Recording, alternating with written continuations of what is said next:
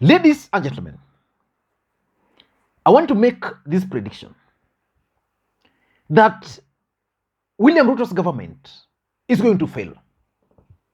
Just like I predicted that as long as Johnson Sakaja was going to be cleared to run for Nairobi, Raila Odinga ought to have forgotten about becoming the next president of the Republic of Kenya.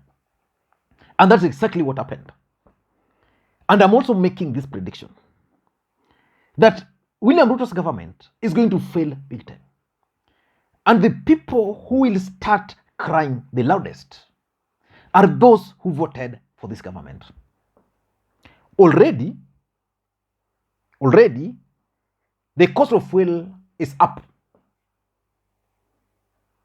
210 shillings for super from 159. Electricity, the cost of electricity is already up by 21%. In the next 3 weeks or 3 months, Kenyans will feel the impact of those increases. And I have one advice to Raila Odinga. Please do not interrupt William Ruto's government. Give William Ruto's government space to deliver to Kenyans. Because the moment Raila Odinga, you will try to intervene, they will get a punching bag. I know you are outside the country. And I know you are invited to attend William Ruto's inauguration.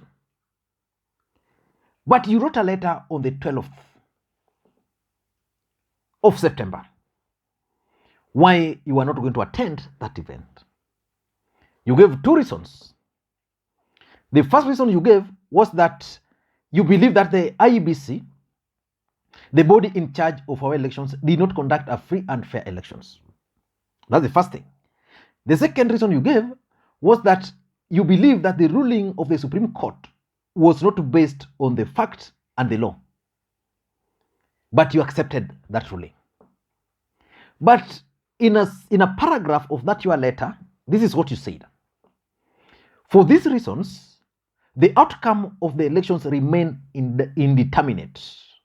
Once I return to the country, I will, jointly with Azimio la Umoja One Kenya coalition party leaders, announce our next steps as we seek to deepen and strengthen our democracy. Raila Odinga, please don't take Kenyans to that route. Let Kenyans enjoy the power of their votes. I'm going to expound on that tomorrow. William Samoei Arap Ruto was yesterday sworn in as the 5th president of the Republic of Kenya. And President Uhuru Kenyatta attended that swearing-in ceremony and handed over the instruments of power to President William Samoei Arap Ruto. And after that ceremony, which took place in Kasarani, William Samoei Arap Ruto was supposed to host Uhuru Kenyatta at Statehouse Gardens for a luncheon. Remember, if you follow that event, after Kasarani, they were supposed to go for that luncheon at State House.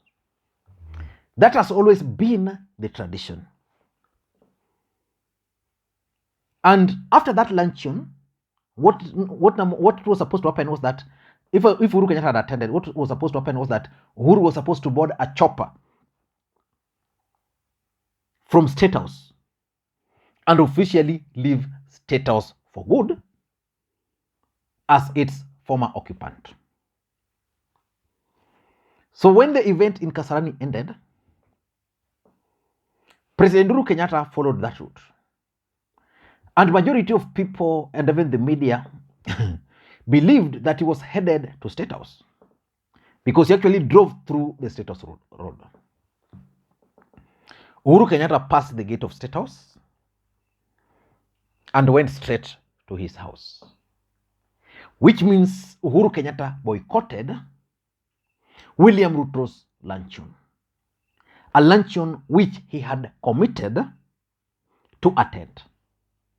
So what made President Uhuru Kenyatta change his mind? I'm used to president, let me say former, or maybe let me just refer him to him as president. What do you think made Uhuru Kenyatta to change his mind? That is what I want us to look at in this video. But before we do that, in case you're watching this channel for the first time, I want you to take a second or two. Click that subscribe button so that next time we produce a video like this, YouTube will automatically notify you. And to the subscribers, I want to continue thanking you guys for your continued support. Because without that support, the channel cannot be where it is. And for this particular video, please press that thumbs up button. Now, let us get back to the main issue. Why do you think Uhuru Kenyatta boycotted the Statehouse Luncheon? Because traditionally, he ought to have been there, ate the lunch prepared by Ruto and the family, and then flew from State House to his home. When Uhuru Kenyatta went to Kasarani, that was the plan. When he left the Kasarani, that changed. What changed? In my view, Uhuru Kenyatta declined to attend that event because, number one, he was badly embarrassed before the international community. William Ruto swearing in ceremony was being watched the world over. But if you listened and paid close attention to the kind of songs which were being played there, they were meant to make Uhuru Kenyatta angry. If you looked at the kind of speeches, the one which Rigathi Gachagua gave and the one which Ruto gave, even if you were to be Uhuru Kenyatta, you would not. So Uhuru Kenyatta expected that being an event which was graced by 20 head of states, his hosts, who are Ruto and Gachagua, were going to be gracious enough, just because of the fact that Uhuru Kenyatta is highly regarded in East African politics and even in Africa in general. But the presidents who came there were shocked by what Rigathi Gachagua stated, the kind of speeches. I'm told that there is even a WhatsApp group for the head of states. Uhuru was removed as the norm. That's normally what they do. Then Ruto was put in there. And the question was, why were you humiliating Uhuru Kenyatta? He's a gentleman. So that embarrassment before the international community, I think Uhuru didn't take it lightly. So that was number one. Number two is Rigathi Gachagua's attacks on Uhuru. You know, Rigathi Gachagua got an opportunity to attack President Uhuru Kenyatta. And he did that in his entire speech. In fact, Rigathi Gachagua's entire speech was about praising Ruto and attacking Uhuru. I did a video about that yesterday. So Uhuru Kenyatta going to State House would have meant that he was going to sit with Ruto, Rachel Ruto, Rigathi Gachagua, Mrs. Rigathi Gachagua, Bishop Gachagua, then Uhuru Kenyatta's first lady, and Uhuru Kenyatta himself on the table. That's normally the tradition. So after that event, do you think Uhuru Kenyatta would have shared a platform with Rigathi Gachagua? I don't think so. Number three is the attacks by the DP. Actually, William Ruto decided to use coded language to attack the president. The judges, the issue of the judges, the issue of the port. Now, because the port, the port of operations were transferred from Mombasa to Nairobi and to Naivasha. Ruto transferred them to Mombasa because, according to them, it's terminating at Uhuru Kenyatta's private land. So, if you listen to William Ruto's speech, it was full of coded message meant for Uhuru. Uhuru is a prince. So he just decided politely, I'm not coming. Number four, in my view, is the people who were invited to that event. Uhuru Kenyatta, by that time, had just finished his term. And as a former president, he still has intelligence briefings. Those who are still advising Ruto and giving Ruto briefs are his people, sympathetic to him. Those who are at State House are still his people, sympathetic to him, because they've been with him for 10 years. These guys probably told Uhuru Kenyatta the kind of guests at State House, the kind of people invited there. Oscar Sudi automatically there. Arun Ayadin, a man they deported, was there.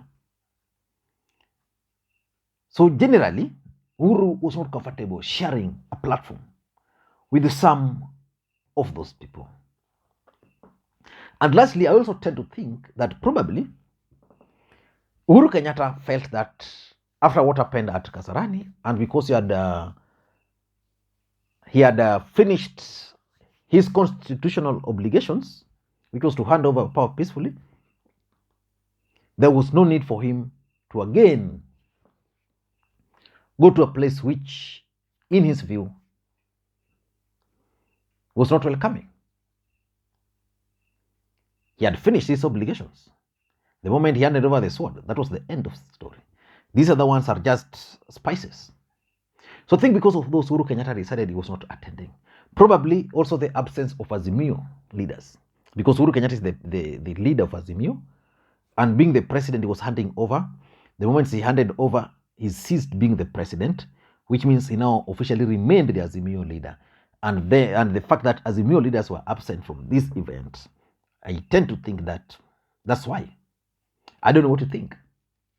That's my take. Thank you guys, and please let us meet tomorrow. Bye-bye for now.